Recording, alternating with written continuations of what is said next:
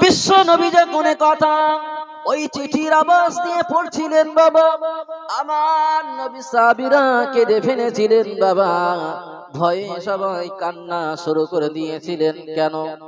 আমার নবীকে তারা এত বেশি ভালোবেসেছিল, আমার নবীকে তারা এত বেশি মহব্বত করেছিল ভাই, আমার নবীকে এত বেশি প্যার করতো তারা।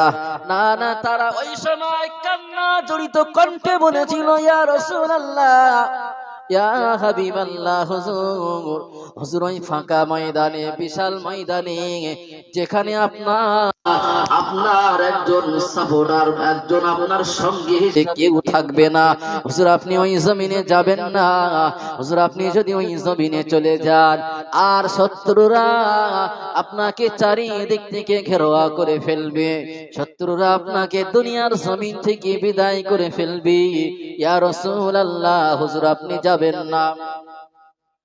পৃথিবীর জমিনে তখন সর্বপ্রথম ওমর ইবনুল খাত্তাব নব মুসলমান ছিল বাবা। তারা যুবক, তারা জওয়ান ছিল, তার রক্ত এত গরম, তার রক্ত, তার ভয়ে সে যখন রাস্তা দিয়ে হাঁটতো, তাফসীরে মারিফুল কোরআনের বর্ণনা হয়েছে, সাধারণ নরমাল ঘটনামূলক কিতাবের ভিতরেও বর্ণনা হয়েছে, যেখানে বলা হয়েছে ওমরের রাগ, ওমরের মেজাজ এত কড়া ছিল যে, ওমরের এত শক্ত ছিল যে, সে যে পথ দিয়ে হাঁটতো শয়তান ইবলিস সে পথেও যেত না।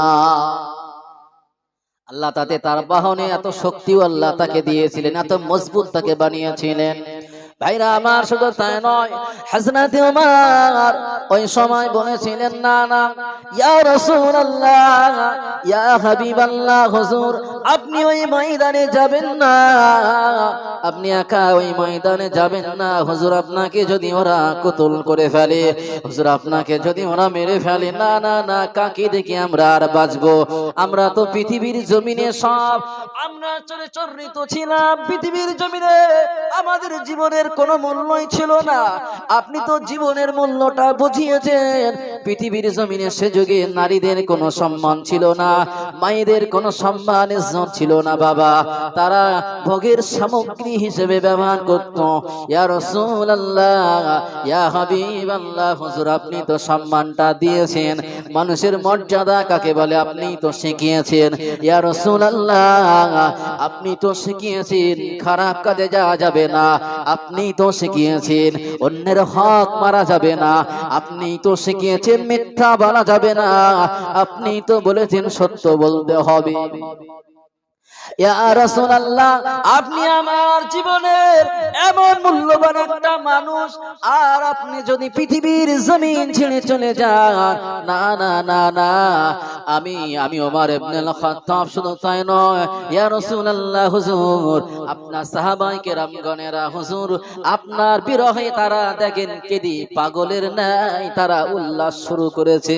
ইয়া রাসূলুল্লাহ, ইয়া হাবিবাল্লাহ, হুজুর আপনি যাবেন না, আপনি একটা কাজ করুন, আপনি চলুন, আমি ওমর আপনার পিছু পিছু আমিও হেঁটে হেঁটে আপনার পিছু পিছু আসবো।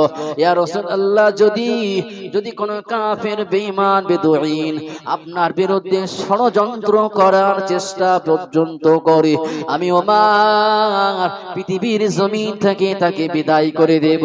একটু জোরে বলুন সুবহানাল্লাহ, একটু প্রাণ খুলে দরুদ শরীফ, আল্লাহুম্মা সাল্লি আলা।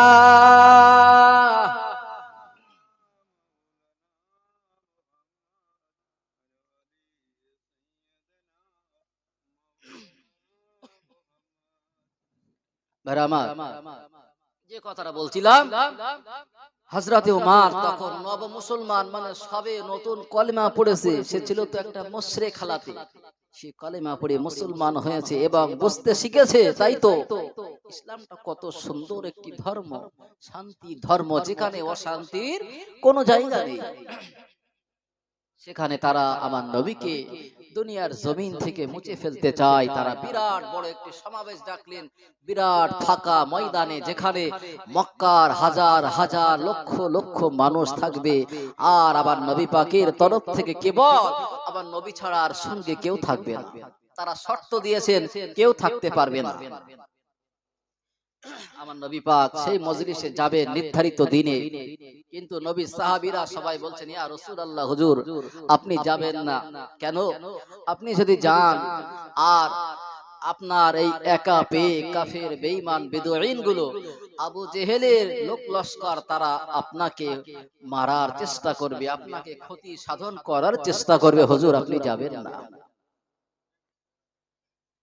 আল্লাহ নবী সাহাবীরা বারংবার আমার নবীকে বলেছিলেন ইয়া রাসূলুল্লাহ, হুজুর আপনি একা যাবেন না, আমাদেরকে সঙ্গে নেন, আমরা আপনার পিছু পিছু যাব।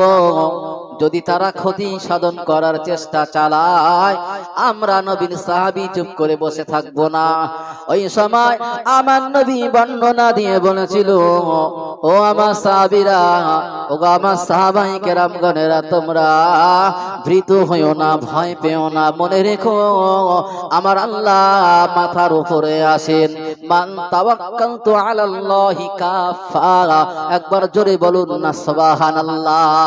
আমার নবী বলেন, দেখো কোরআন পাকটা একবার খুলে দেখো, আমার আল্লাহ বলেন মান তাওয়াক্কালতু আলাল্লাহি কাফা, যে নিষ্ঠার সঙ্গে, হকের সঙ্গে, সত্যতার সঙ্গে আল্লাহর উপরে ভরসা করে আল্লাহর সাহায্য, গায়রুল্লাহর সাহায্য, আল্লাহর সাহায্য কামনা করবে নির্ভীক নির্ছিত, তার জন্য আল্লাহর সাহায্য আসবে। বলুন সুবহানাল্লাহ।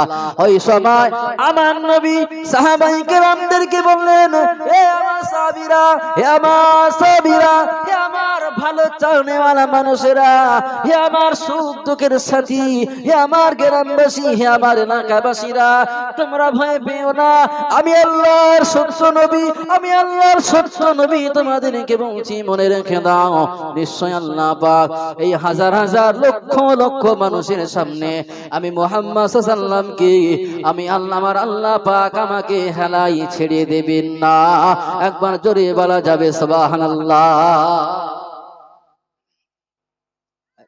যখন নবী আমার সাহাবায়ে কেরামদেরকে বর্ণনা করলেন, সাহাবায়ে কেরামরা শুনে আমার নবীর কথাই শুনে তারা একটু ঠান্ডা হলে, বিশ্ব নবী তো দিন গুনছেন কবে যাবেন সেই মজলিসে, নির্ধারিত একটা দিন দেয়া আছে, সেই দিনে আমার নবী পাক ওই মজলিসে আবার নবীকে যেতে হবে। কোন মজলিসে? যে মজলিসে মক্কার লক্ষ লক্ষ মানুষ থাকবে, মক্কার হাজার হাজার মানুষ থাকবে, তারা দেখবে মুহাম্মদ বিন আব্দুল্লাহ সত্যিই কি আল্লাহর নবী, না তিনি মিথ্যে কথা বলছেন, না তিনি মানুষদেরকে নিয়ে খেলা রচাচ্ছেন। মক্কার লক্ষ লক্ষ মানুষ তারা তাকিয়ে দিন গুনছেন যে সেই দিন আমরাও যাব, দেখব সেদিন এই বিদেশি মেহমান থাকবে, হাজার হাজার সৈন্য থাকবে, সেদিন মুহাম্মদ বিন আব্দুল্লাহর বিচার হবে এই লক্ষ লক্ষ মানুষের সামনে, মক্কার এই বিশাল ফাঁকা ময়দানে সেদিন প্রমাণ হয়ে যাবে। ভাইরা আমার, যে সময় এই দিনগুলো নিকটে আসে, আর সাহাবায়ে কেরামরা, বাবা আমার নবীর যারা, আমার নবীর সুখ দুঃখের চিন্তা ছিল যারা, এদিকে দেশ ও বিদেশে সংবাদ চলে গেছে আমার নবীর জন্য, তারা বিচার সালিশ তারা ডেকেছে। ভাইরা আমার, দেখতে পাওয়া যায় সংবাদ আসে, চিঠি আসে, মুহাম্মদ বিন আব্দুল্লাহ, কেউ বলে হুজুর আপনি যাবেন না, আপনি আমাদেরকে সঙ্গে নেন, হুজুর আপনি একটা চিঠি পাঠিয়ে দেন ওই কাফির মুশরিক বেদুইনদের কাছে যে না না, আমি মুহাম্মদ বিন আব্দুল্লাহ একা যেতে রাজি নয়। কিন্তু আমার নবী এক বাক্যে এক কথায় দাঁড়িয়ে গেলেন, না না না, তারা যখন আমাকে একা ওই ময়দানে ডাকতে চায়, আমি কেবল আমার আল্লাহর উপরে বিশ্বাস রেখে, তাওয়াক্কুল রেখে, না না না না, আমার সঙ্গে কোনো মানুষের দরকার হবে না, আমি স্বয়ং মনে করি আমার আল্লাহ আমার সঙ্গে রয়েছেন, আমি আমার আল্লাহর উপরে ভরসা করে এই ময়দানে যাব বাপ। সেদিন দিনটা যখন ঘনিয়ে সামনে এলো বাপ, ফজরের নামাজের পরে সব সাহাবীরা ফজরের নামাজে চলে এসেছে। বাবা বাবারে আরেকটি কথা আপনাদেরকে বলি, যতক্ষণ না হযরতে ওমর ঈমানের কালেমা পড়ে না পড়েনি, মুশরিক যতদিন ছিল বাবা, ততদিনও মানুষ নামাজ কালাম একটু গোপনে, একটু আড়ালে, একটু সতর্কতার সঙ্গে নামাজ কায়েম করত। ভাইরা আমার ইবাদত বন্দেগী করতো এমন করে দেখা যায় বাপ না না না দেখতে পাওয়া যায় হযরতে ওমর যখন কলেমা পড়ে মুসলমান হয়ে যায় হযরতে ওমর বলতে বললেন না হুজুর আমরা আর মানবো না, আমরা প্রকাশ্য নামাজ পড়বো, দেখি তো কে আছে আমি ওমরের সামনে যে আমাকে বাধা দিয়ে আটকাবে। কত বড় শক্তিশালী তিনি ছিল, আল্লাহ তাকে ইসলামের জন্য কত বড় বীর করেছিলেন, আল্লাহ তাকে ইসলামের জন্য কত শক্তিশালী বানিয়েছিলেন। স্বয়ং রাসূলুল্লাহ আল্লাহর কাছে দোয়া করেছিলেন, ও রব্বুল আলামিন, আল্লাহ আয় রব্বুল আলামিন, আমি বুঝতে পারছি দেখতে পারছি বর্তমান জগতের পরিস্থিতি আমার যেন ভালো লাগে না। আল্লাহ রব্বুল আলামিন হয় মক্কার দুইজন বলিষ্ঠ মানুষকে, শক্তিশালী মানুষদের ভিতরে আল্লাহ আপনি যে কোনো একজনকে হেদায়েত নসিব করেন। আল্লাহ যাদের ওসিলা করে ইসলামের কাজটা আমি মুহাম্মাদের জন্য একটু সাহস করে দিও আল্লাহ। আল্লাহ হয় তুমি ওমরকে না আবু জাহেলকে তুমি একটু হেদায়েত তুমি দিয়ে দাও আল্লাহ। তুমি এই দুইজন মানুষের ভিতরে যাকে ভালো হয় তাকে হেদায়েত দাও আয় আল্লাহ। তাদের ওসিলায় আমি ইসলামটাও যেন একটু সহজে প্রচারের কাজ করতে পারি। আল্লাহ পাক রব্বুল আলামিন তার হাবিবের দোয়া ফেরত দেন নাই, আল্লাহ পাক তার নবীর দোয়া কবুল করে নিয়েছেন। আল্লাহ পাক আমার নবীর দোয়া কবুল করে নিয়ে হযরত ওমর ইবনুল খাত্তাবকে আল্লাহ হেদায়েত দিয়ে ঈমানের কলেমা পড়ে মুসলমান বানিয়ে আল্লাহ ইসলামের জন্য তাকে শক্তিশালী করে দিয়েছিলেন। আরো হযরত ওমরের গর্জনে শত শত কাফের বেঈমান তারা ভয়ে প্রকম্পিত হয়ে যেত। ভাইরা আমার, সেদিকে আমার আলোচনা নয়, আমার আলোচনা ছিল বাবা বিশ্ব নবীকে দুনিয়ার জমিন থেকে তাকে সরানোর জন্য সেদিনের ওই আবু জেহেল উতবা সাইবা যে বড় ষড়যন্ত্র তারা করেছিল, বড় বড় কাহিনী তারা রচেছিল বাপ। এই দিনে ওই সময়ে আমার নবী পাক যেদিন ফজরের নামাজের পরে ওই মজলিসে যাবেন, ওই বিশাল ময়দানে যাবেন, সাহাবায়ে কেরামেরা সব কান্না, সাহাবায়ে কেরামগুলো সবাই কান্না ছেড়ে দিয়েছে, কান্নায় বিজড়িত কণ্ঠে তারা আবারও বলতে থাকে, ইয়া রাসূলুল্লাহ, ইয়া হাবিবাল্লাহ, হুজুর না না না, আপনি যে ওই জমিনে একা কি যাবেন হুজুর, আমাদের মন মানে না, আপনি একা কিভাবে ওই মজলিসে যাবেন, ইয়া রাসূলুল্লাহ, ইয়া হাবিবাল্লাহ। এমন কথা আলোচনা করতে করতে যখন আমার নবী ফজরের নামাজের পরে রওনা দিয়ে দিলেন ওই বিশাল ফাঁকা ময়দানে যাবে, যেখানে বাবা আমার নবীর জন্য বিশাল সালিশ হবে। মুহাম্মদ বিন আব্দুল্লাহ সত্যি কি আল্লাহর নবী নাকি তিনি মানুষদেরকে মিথ্যা বলছেন? তারা এমন মনোভাব নিয়ে আমার নবীকে বিচারের আওতায় এনে আমার রাসূলকে মানহানি করার জন্য, আমার নবীকে মানুষের মাঝে ছোট করার জন্য তারা হাজারো চেষ্টা চালিয়ে এমন বিশাল বড় একটা সমাবেশ তারা করলো। বিশ্বনবী আমার ফজরের নামাজের পরে আস্তে আস্তে গুটি গুটি পায়ে যখন এই মজলিসে বেরিয়ে গেলেন, চলে গেলেন খালি পায়ে। সেদিন কাফের মুশরিকদের কাছে বড় বড় ঘোড়া, বড় বড় উট ছিল, সেই উটে তারা সওয়ার করত, কিন্তু আমার নবীর কাছে তখন কোনো উট ছিল না, কোনো অর্থ তেমন ছিল না যে সে অর্থ দিয়ে দুখানা চারখানা উট কিনবে। ভাইরা আমার, শুধু পায়ে নয়, আমার নবী পাক পায়ে হেঁটে ওই বিশাল ময়দানে, ওই বিরাট ময়দানে হেঁটে পাড়ি দিয়ে যখন আমার নবী পাক যখন যাবেন বাবা, ভাইরা আমার দেখতে পাওয়া যায় বিশ্ব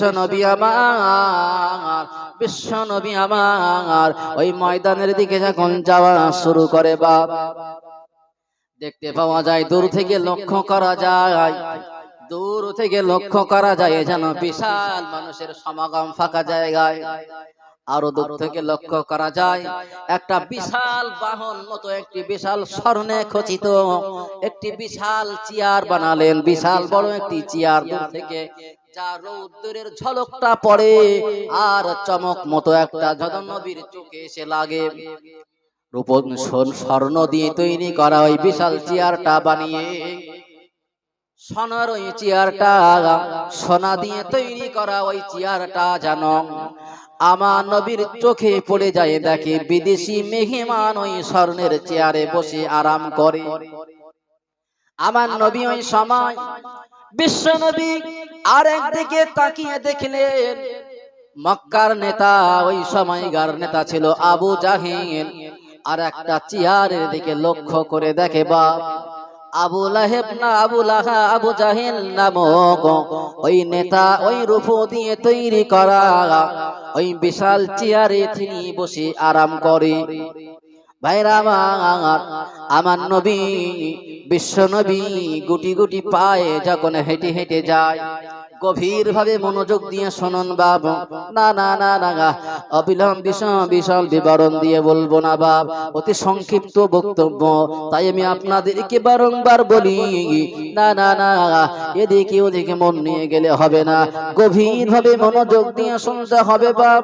বিশ্ব নবী দয়ার নবী আমার যখন ওই বিচার কার্যের নিকটবর্তী হলেন, বিদেশি মেহমান যখন আমার নবীকে একটু একটু করে যেন দেখি, আর আমার নবী দেখে ওই স্বর্ণের চেয়ারে যখন রৌদ্রটা পড়ে যায়, সকালে রৌদ্রটা যেন ওই চেয়ারে যখন লাগে একটা ঝিলিক মারে আমার নবীর চোখে এসে লাগে।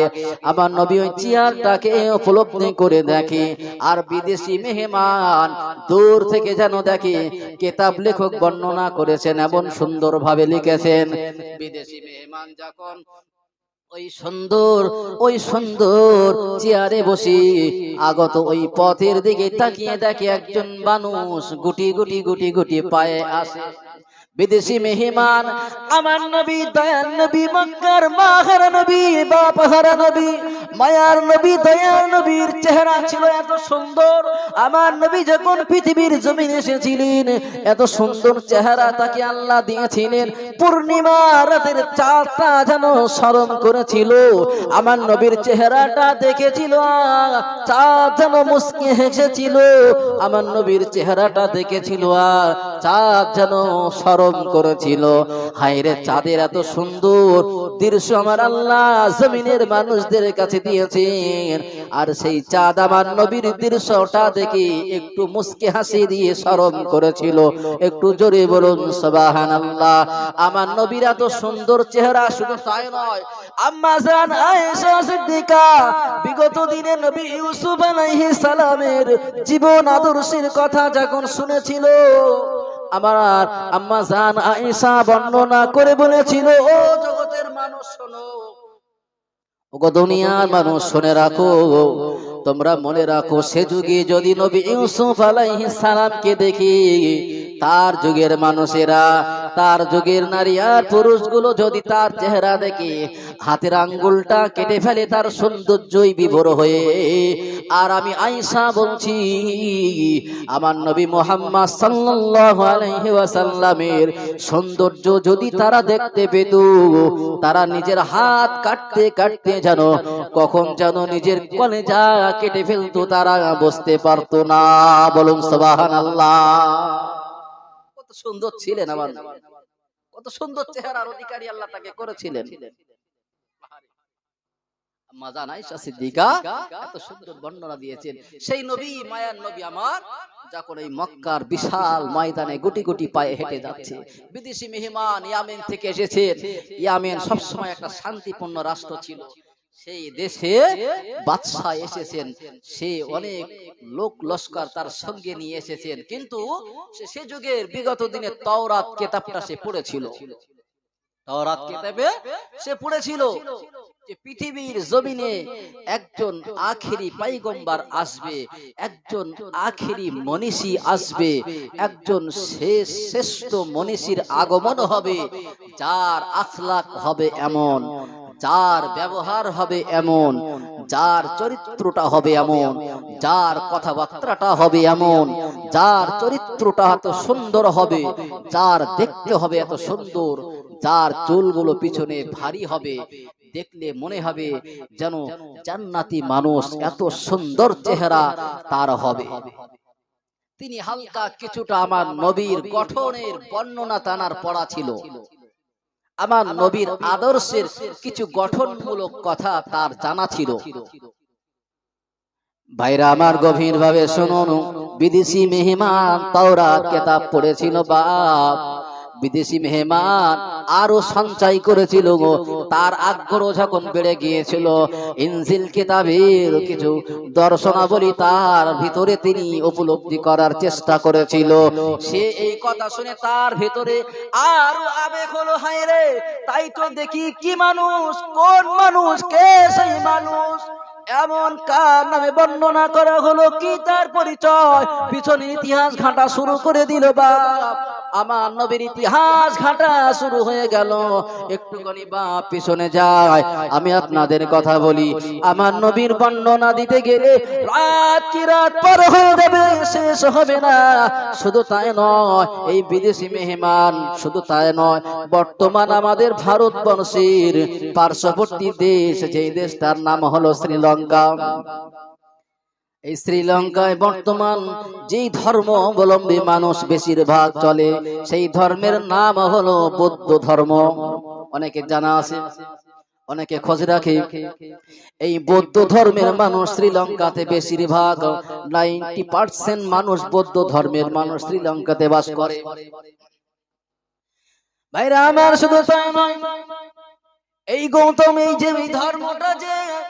এই ধর্মটা যে তৈরি করেছিল, যার কাছ থেকে এই ধর্মটা এসেছিল ভাইরা আমার, তার নাম ছিল গৌতম বুদ্ধ। এই গৌতম বুদ্ধ সাধারণ কোন আমাদের মতো মানুষ ছিল না বাপ। এই গৌতম বুদ্ধ যখন দুনিয়াতে মানুষের এমন আচরণটা দেখি, মানুষের চলাফেরা, আদান প্রদান, কথাবার্তা দেখে, না না তার ভালো লাগেনি। গৌতম বুদ্ধ ওই সময় জঙ্গলে চলে গিয়েছিল, কিতাবের ভিতরে এসেছে জঙ্গলের ভিতরে যে সে তার উপাসনা, সে তার স্রষ্টাকে খুশি করার জন্য, সে তার স্রষ্টাকে, তার মালিককে খুশি করার জন্য ইবাদতে বন্দেগীতে জেকে রাজগারে সে মশগুল হয়ে গিয়েছিল। ওই সময় দেখতে পাওয়া যায়, কোন জায়গায় বলা হয়েছে গৌতম বুদ্ধ 9 বছর জঙ্গলে ছিল, কোন জায়গায় বলা হয়েছে গৌতম বুদ্ধ 18 বছর জঙ্গলে ছিল। ভাইরা আমার, এই বিশাল সময়টা যখন গৌতম বুদ্ধ জঙ্গলে কাটালো, প্রথম যখন তার ক্ষুধার যন্ত্রণা আসলো, খিদে লাগতো, তখন আশেপাশের ঘাস পাতা ছিঁড়ে গালে দিত, এমন করে তার ক্ষুধা নিবারণ হয়ে যেত, খিদেটা মিটে যেত, পানির তৃষ্ণা হতো না। কিতাব লেখক লিখেছেন এই গৌতম বুদ্ধ এমন ভাবে দিন পার করতে যেন তার এই ইবাদত, সে যে ইবাদতই করত, যে স্রষ্টাকেই ডাকতো, তার যেন মজা লেগে গেল, ভালো লাগতে শুরু হলো। গৌতম বুদ্ধ আর বাড়ি ফেরার নাম তার মুখে আসে না। গৌতম বুদ্ধ ওই সময় একটাই চিন্তা ছিল, তার আরাধনার সিদ্ধি লাভ করে চরম শিখরে সে পৌঁছে যাবে। ভাইরা আমার গভীর ভাবে শুনতে হবে, ভাইরা আমার, এ দুনিয়ার জান যুবক ছেলেরা মায়েরা, হে দুনিয়ার নারী আর পুরুষগুলো মনে রাখো, হে দুনিয়ার জগৎবাসী মনে রাখো, আমি শুধু বলতে চাই আমার নবীর জীবন আদর্শের কথা। না না না না, গৌতম বুদ্ধ সে ইসলাম ধর্মের মানুষ ছিল না। গৌতম বুদ্ধ সে আমাদের মুসলমান জাতির ভিতরে কেউ ছিল না বাপ। তারপরেও এই গৌতম বুদ্ধ ওই 18টা বছর জঙ্গলে যখন কাটালো, 18টা বছর যখন তার হুশ ফিরেছে বাপ, হুশ ফিরে দেখি পৃথিবীর জমিনের আলো বাতাস যেন তার নজরে আর ভালো পড়ে না। চারিদিকে গাছ গাছালি, চারিদিকে গাছ গাছালি ভরপুর হয়ে গেছে, কিছুই তার নজরে পড়ে না। না না না না, চারিদিকে যেন কিছু জন্তু জানোয়ার যেন তার পাহারার অপেক্ষায় বসে রয়েছে, কিছু হিংস্র প্রাণী যেন তার পোষ মেনে গিয়েছে, তার কাছে যেন দিবানা হয়ে তার আশেপাশে যেন তার মনে হয়, যেন দেখলে মনে হবে যেন তার পাহারাই তারা বসে আছে। হঠাৎ করে সে যেন একটু নড়ে চড়ে বসে, দেখতে পাওয়া যায় তার শরীরের চারিদিকটা যেন মাটি দিয়ে ওই পোকায় যেমন বাসা বাঁধলে যেমন হয়, ঠিক তেমন ভাবে চারিদিকে বাসা বেঁধে তাকে ঘেরাওয়া করে নিয়েছে। মানুষটা তো মোটা তাজা ছিল, এই মানুষটা না খেয়ে না দিয়ে আল্লাহ হোক বা যে স্রষ্টাকে সে ডাকতো, তার হিসাবে সে ডাকতে ডাকতে একেবারে সে শুকনো পাতলা মানুষে হয়ে গেল। হঠাৎ যখন 18 বছর পরে ফিরে আসলো, এলাকার মানুষ দেখে তাকে আর চিনতে পারে না। তখন তাকে জিজ্ঞাসা করে, তুমি কে? সে জিজ্ঞাসা করে, তোমরা গৌতম নামে কাউকে চিনতো? তোমরা অমুক নামে কাউকে কি চিনতে? মনে করে দেখো, বিগত দিনে আমি তোমাদের সাথী ছিলাম, বিগত দিনে আমি তোমাদের বন্ধু ছিলাম, বিগত দিনে আমি তোমাদের স্বজন ছিলাম গো, আমি তোমাদের আত্মীয় ছিলাম। ভালো করে মরো, ভালো করে মনে করে দেখো, কত একসঙ্গে উঠেছি, বসেছি, বেরিয়েছি। আজ 18টা বছর জঙ্গলে কাটানোর পরে আমি আমার স্রষ্টার সান্নিধ্যে গিয়েছিলাম। আমি এই এতটা বছর যখন ফিরলাম, আমি দেখতে চাই আমার জাতি কি অবস্থায়, কি হালাতে তারা রয়েছে। বুদ্ধ 18টা বছর পরে সে যখন তার জাতির কাছে ফিরে, তখন তাকে কেউ চিনতে পারছে না, চিনতে পারছে না। স্বাভাবিক, তাকে চেনা বড় মুশকিল। তখন সে এসে মানুষদেরকে নসিহত করলেন, মানুষদেরকে ভালো কাজের আদেশ করলেন, মানুষদেরকে সৎ কাজের আদেশ দিতে লাগলেন। ভাইরা আমার, গভীর ভাবে মনে রাখুন, না না না না, ভুল আমায় বুঝলে হবে না বাপ, একটু সাবধানতার সঙ্গে একটু গভীর ভাবে মনোযোগ দিয়ে শুনতে হবে। এই সময় গৌতম বুদ্ধ নসিহত করেছিলেন, হে আমার জাতি, হে আমার এলাকাবাসীরা, তোমরা না না না কাল বিলম্ব করে না, তোমরা এইভাবে হেলায় দিন কাটালে হবে না। প্রত্যেককেই দুনিয়া ছেড়ে যেতে হবে।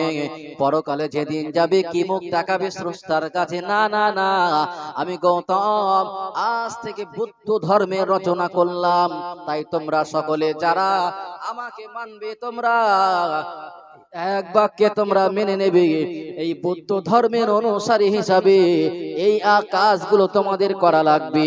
আর বৌদ্ধ ধর্মের অনুসারী তোমরা যখন হবে, এই কাজগুলো তোমাদেরকে করা যাবে না, আর এই কাজ তোমাদের করতে হবে।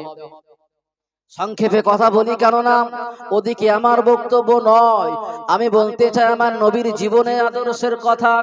গভীর ভাবে মনে রাখুন, কোথায় বলছিলাম মনে আছে, তবে একটুখানি ব্যাকে আসলাম বোঝানোর জন্য, আমার নবীর জীবন আদর্শের কথা বলবার জন্য। ভাইরা আমার, একজন অন্য ধর্মের মানুষ আমার নবীকে কতটা জানে, কতটা বোঝে, সেটাই আমি আপনাদের জানাতে চাই। এখন গৌতম বুদ্ধ যখন দিনে দিনে তার অনুসরণ বা তার অনুসারী বাড়তে লাগে, তার হেদায়েতে মানুষ যেন তার কবলে আসতে লাগে, সারা জগতের মানুষ যেন আস্তে আস্তে দেখা যায় যেন ওই এলাকার মানুষ সব যেন গৌতম বুদ্ধের কথাই তারা বিবর হয়ে গৌতম বুদ্ধের ধর্ম, বুদ্ধ ধর্ম অনুসরণ করতে লাগে।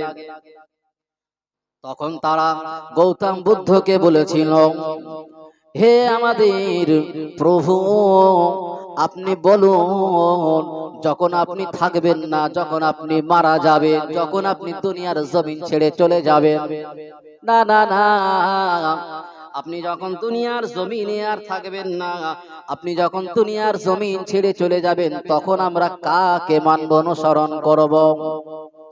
আমরা তখন কাকে মানবো, কাকে অনুসরণ করব, এটা আপনি আমাদেরকে একটু বলবেন, বর্ণনা দিবেন। ওই সময় গৌতম বুদ্ধ বলেছিল, হে পৃথিবীর মানুষ, হে আমার অনুসারীরা, হে আমার এলাকার মানুষেরা, মনে রাখো, আমি গৌতম বুদ্ধ তোমাদেরকে বলি, নসিহত করি, শোনো। আমি গৌতম বুদ্ধ তো সামান্য একজন তুচ্ছ একজন মানুষ, আমার তো কোনো হিকমত নাই, কিছুই নাই, কোনো যোগ্যতাও নাই। তবে মনে রাখো, পৃথিবীর জমিনে এমন একজন মানুষের আগমন হবে, পৃথিবীর জমিনে এমন একজন মানুষ আসবে, যে মানুষ আসার পরে দেখতে পাবা সেই মানুষের সব তার আল্লাহর কবলে চলে যাবে। সে হবে দো জাহানের বাদশাহ, যার নাম হবে মুহাম্মদ, যার নাম হবে আহমদ, যার নাম হবে, যার মায়ের নাম হবে আমিনা, যার বাপের নাম হবে আব্দুল্লাহ। এই জগতের মানুষ শুনে রাখো, সে হবে শ্রেষ্ঠ মানুষ, সে হবে একজন মনীষী, এত বড় মনীষী যে তার মতো মানুষ পৃথিবীর জমিনে অনেক কমই পাওয়া যাবে। তখন তোমরা তাকে অনুসরণ করবে, তখন তাকে তোমরা মেনে চলবে।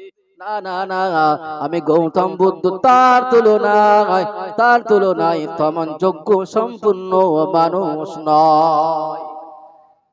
ভাইরা আমার একটু বুঝবেন, গৌতম বুদ্ধ একজন অন্য ধর্মের মানুষ, অন্য ধর্মের অনুসারী। সে একজন বলে কিনা পৃথিবীর জমিনে এমন একজন মানুষ আসবে যার নাম হবে মুহাম্মদ, যার আব্বার নাম হবে আব্দুল্লাহ, যার মায়ের নাম হবে আমিনা। এই কথাটা একজন অমুসলিমের মুখ থেকে বার হয় বাপ, তাহলে কত বড় নবী, কত বড় নবী আমি আপনি পেয়েছি। একবার জোরে সরে বলুন না সুবহানাল্লাহ। ভাইরা আমার গভীর ভাবে শুনবেন, বিশ্ব নবী আমার যে কথা আমি আলোচনা করছিলাম, যে কথাটা আমি আপনাদের বর্ণনা দিচ্ছিলাম বাপ, না না না না না, মক্কার ওই বিশাল ময়দানে আমার নবীর নামে আলোচনা শুরু হবে, আমার নবীর নামে আলোচনা শুরু হবে, আলোচনা সভা হবে, আমার নবীর নামে সালিশ ডেকেছে বাবা। মক্কার ওই সময় মানুষগুলো, ঠিক আছে সকলে একটু তাকবীর দিন, নারায়ে তাকবীর, নারায়ে তাকবীর। লক্ষণ কাটি মাঝের পাড়া যুবক বৃন্দ, বিশেষ করে আমাদের মাঝে আমাদের আমন্ত্রিত বক্তা আজকের প্রধান অতিথি হিসাবে ভাই হাসিবুর রহমান সাহেব, বেলিয়াঘাটা নিবাসী, তিনি এসেছেন। সময় মতো তিনি স্টেজে আসবেন। আপনারা সকলে যে যেখানে আছেন মেহেরবানি করে মজলিসে চলে আসুন। মজলিসের আদবটা বজায় রেখে সকলে বসে যান, কেউ ছড়িয়ে ছিটিয়ে এদিক ওদিক বিক্ষিপ্ত ভাবে থাকবেন না। একটু মহাব্বতের সঙ্গে দরুদ আল্লাহুম্মা সাল্লি আলা সাইয়্যিদিনা মাওলানা ওয়া আলা আলি সাইয়্যিদিনা। মদিনা মদিনা মদিনা মনেরি বাসনা, মদিনা মদিনা মদিনা মনেরি ঠিকানা। দেখো দেখো কত মানুষ, দেখো দেখো কত মানুষ, আহা মদিনাতে যাই, মদিনা মদিনা মদিনা মনেরি বাসনা। আল্লাহুম্মা সাল্লি আলা,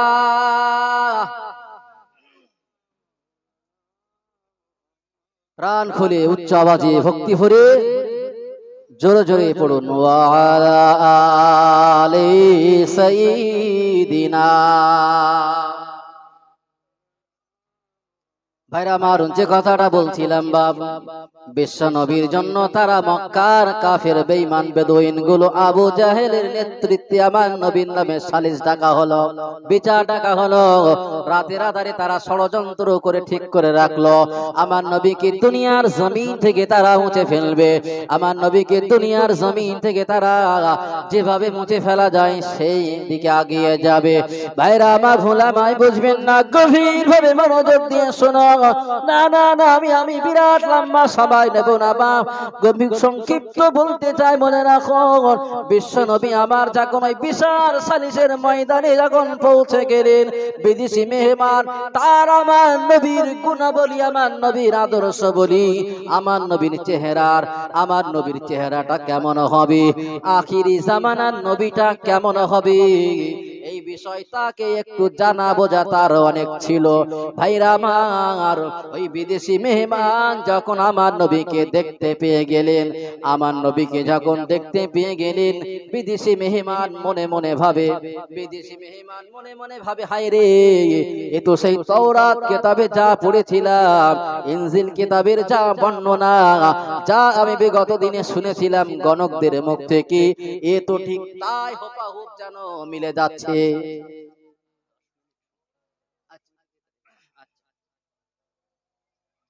ভাইরা আমার, দেখতে পাওয়া যায় বিদেশি মেহমান একবার আওয়াজ দিয়ে, আরে মনের থেকে তার দিকে শুরু হয়ে গেছে, আরে এ তো সেই অবিকল সেই রকম মানুষ আমি যেদিন বিগত দিনে শুনেছিলাম আখিরি জামানার নবী এই রকম হবে, তার চেহারাটাও এমন হবে। ভাইরা আমার, ভোলামায় বুঝবেন না, ওই সময় দেখতে পাওয়া যায় বিদেশি মেহমান মনে মনে চিন্তা করে, হায় রে, আমার নবীর আদর্শ এমন হওয়া উচিত, আমার নবীর চেহারাটা, আখিরি জামানার নবীর চেহারাটা তো এমন হুবহু আমি শুনেছি, তাই তো এই হয়তো আমার মনে হয় সেই আখিরি জামানার নবী হবে। না না না না, দেখি তো একটু আগে আরো কি হয়।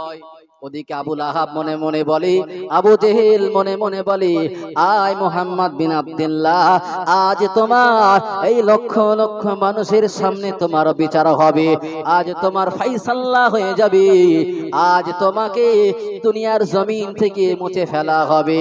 তারা মনে মনে আনন্দ প্রকাশ করে। আর বিদেশি মেহমান যাকে কিনা বিচার করার জন্য আনা হলো, সেই কিনা মনে মনে ভাবে, হায় রে, এ তো যেমন তেমন মানুষ না বলে মনে হয়, আমার মনে হয় বিগত দিনে যার কথা আমরা শুনেছি এ হবে সেই মনীষী বলে আমার মনে হয়। একবার চিল্লিয়ে বলুন সুবহানাল্লাহ। ভাইরা আমার, যখন আমার নবী ওই মজলিসে পৌঁছে গেলেন, ওই সময় আবু জেহেল আমার নবীকে দেখা মাত্র সঙ্গে সঙ্গে আওয়াজ দিয়ে বলেছিল, স্যার, আপনি হলেন বিদেশি মেহমান, আপনি এই জায়গার শেষ কথা আপনি যা বলবেন তাই হবে।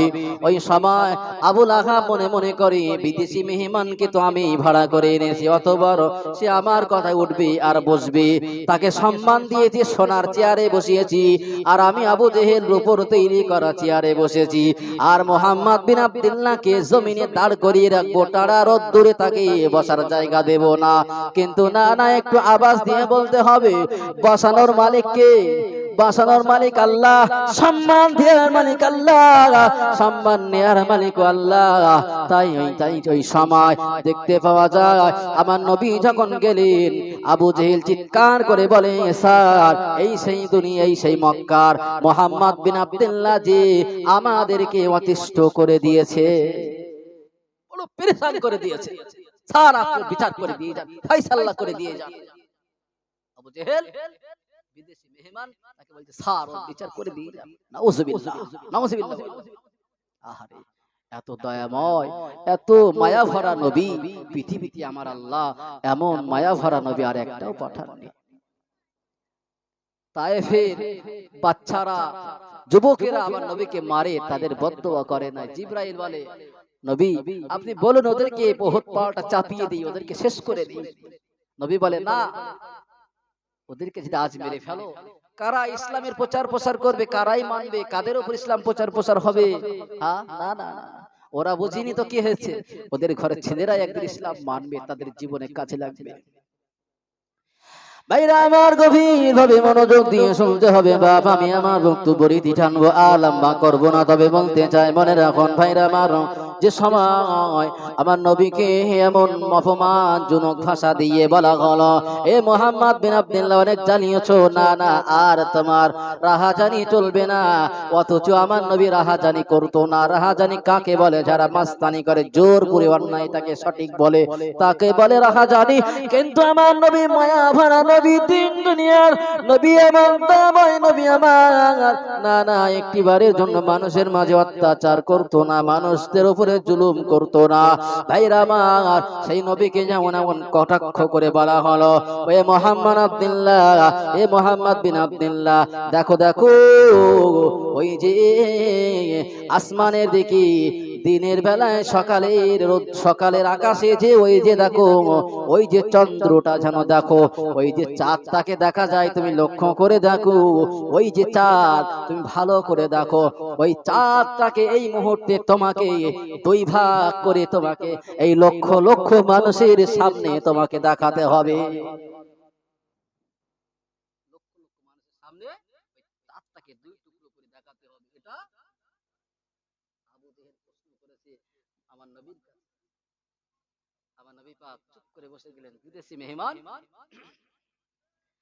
বিদেশি মেহমান ওই সময় আওয়াজ দিয়ে বলেছিল, হে আবু জাহেল, প্রশ্ন এমন হতেই পারে না, তুমি যদি বলে থাকো এটি একজন মানুষ, সাধারণ মানুষ, আর তুমি যদি তাকে পাগল বলে আখ্যা দাও, তুমি যাকে খারাপ মানুষ বলে আখ্যা দাও, পরিচয় দাও, তাহলে তোমার এই প্রশ্নটা সাজে না কেন?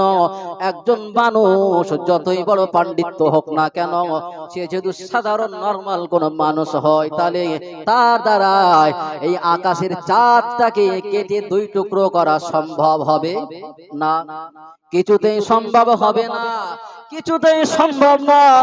আর এমন প্রশ্নটা করাও বোকামি, এমন প্রশ্নটা করাও তো ঠিক না। মানুষের মাঝে যা সম্ভব নয় তাই নিয়ে প্রশ্ন করা যাবে না, এমন প্রশ্ন করাই মানে তার প্রতি জুলুম করা, ঠিক কিনা? এমন প্রশ্ন করা মানে তার প্রতি জুলুম করা। বিদেশি মেহমান ওই সময় আওয়াজ দিয়ে বলেছিল, না আবু জাহিল, তোমার প্রশ্ন ঠিক হয়নি, ঘুরিয়ে করো। আমার নবী বলেছিল, ও বিদেশি মেহমান, না আপনি হলেন এই জায়গার চিফ গেস্ট, আপনি যা বলবেন তাই হবে, আপনার কথাই হ্যাঁ আর না হবে। তবে আমি মোহাম্মদ বিন আব্দুল্লাহ বলতে চাই, যদি এই মক্কার হাজার হাজার মানুষের সামনে যদি আমাকে একটু সময় দেন, আমি আমার রবের সঙ্গে একটু কথোপকথন করব, আমি আমার স্রষ্টার কাছে একটু দোয়া চাইব, যদি আমাকে একটুখানি সময় দেন, একটু মেহেরবানি যদি আমার প্রতি করেন, আমি মোহাম্মদ বিন আব্দুল্লাহ ওই আকাশের চাঁদটা দুই টুকরা করতে পারবে এমন বলবো না, তবে আমি আমার রবের কাছে একটু চাইতে দেখি, চেয়ে দেখি কি করতে পারি কিনা, একটু চেষ্টা করে দেখি পারে কিনা। তখন বিদেশি মেহমানের কাপড় অর্ধেক খারাপ হয়ে গেছে। বিদেশি মেহমান মনে মনে বলে, হায় রে, কোথায় আসলাম, কার কাছে আমি কার বিচার করতে লাগলাম। মনে মনে ভাবে, এই হলে সেই নবী, না হলে এমন মানুষ, এমন কথা, এমন আবেগ, এত সুন্দর কথা, যার কথা এত মাধুর্য, যার কথা এত মধু, যার কথার ভিতরে এত মধুময়, এত সুন্দর কথা, আমার মনে হয় এই সেই মানুষ না হলে কিছুতেই তিনি এমন নম্রতা ভদ্রতা রাখতো না। ভাইরা আমার, ওই সময় আল্লাহর রাহে জমিনে সিজদা লাগিয়ে দিয়ে আল্লাহর কাছে কান্না ছেড়ে দিয়ে বলে, আল্লাহ, হাজার হাজার মানুষ, লক্ষ লক্ষ মানুষ, আল্লাহ ও রব্বুল আলামিন, আল্লাহ, আপনি যদি আপনার বান্দা আপনার নবীর প্রতি দয়া না করেন, আল্লাহ, আল্লাহ ইসলামটাকে প্রসারের জন্য, আল্লাহ লক্ষ লক্ষ মানুষের সামনে, আল্লাহ, আমি মুহাম্মদ সাল্লামের জন্য বড় কষ্টকর হবে। আল্লাহ নবীর দোয়া আল্লাহ কবুল করে নিয়েছে। একটু তাকবীর দেন, নারায়ে তাকবীর, নারায়ে তাকবীর। জনাব মুহতারাম হাসিবুর রহমান সাহেব, আমি আমার বক্তব্য ছাড়বো, তবে বলতে চাই, ওই সময় আল্লাহর হুকুম হলো, যাও ও জিবরাইল, আমার নবীর মনোকামনা তুমি পূর্ণ করে দাও, যাও যাও।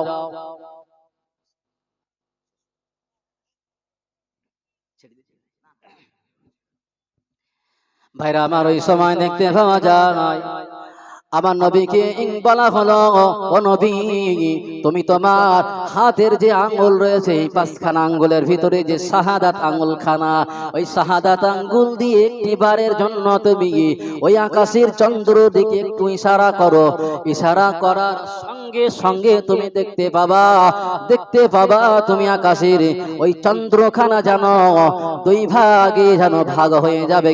এমনটা শোনা মাত্রই আমার নবী আর দেরি না করে জমিন থেকে মাথাটা উঠিয়ে নিলেন। ওই সময় আমার আল্লাহর হুকুম আহকাম মতো বাবা যখন আকাশের ওই চন্দ্রের দিকে ইশারা করলেন, ইঙ্গিত করলেন, সঙ্গে সঙ্গে আকাশের চাঁদখানা যেন দুই টুকরাই হয়ে গেল। বলুন সুবহানাল্লাহ।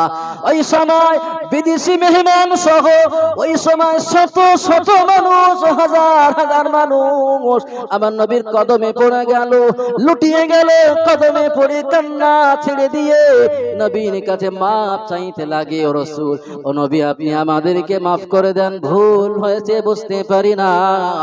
এমন করে বাবা সেদিন শত শত মানুষ আমার নবীর হাতে কালেমা পড়ে মুসলমান হয়ে গিয়েছিলেন। বলুন সুবহানাল্লাহ। ভাইরা আমার, আমন্ত্রিত বক্তা, আজকে আমাদের এই মজলিসের একেবারে প্রধানতম অতিথি জনাব হযরত মাওলানা মুহতারাম হাসিবুর রহমান সাহেব, বেটিয়াঘাটা নিবাসী।